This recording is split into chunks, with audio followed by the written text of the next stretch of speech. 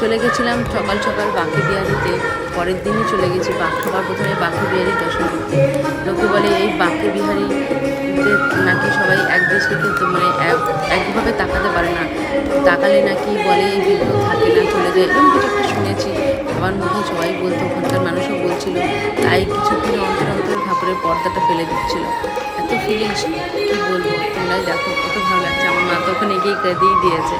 তারপরে চলে গেছিলাম নিধিবান, ওখানেই ছিল পাশাপাশি নিধিবান। এই সেই নিধিবান যেখানে রাধাকৃষ্ণ হয়তো না একজন ওখানে রাসলীলা করে, তোমরা দেখো।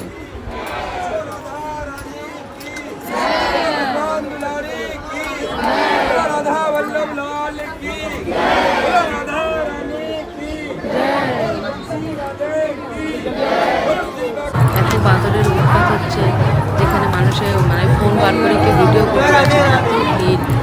এটা হচ্ছে সেই যেখানে রাধাকৃষ্ণ নাচতে।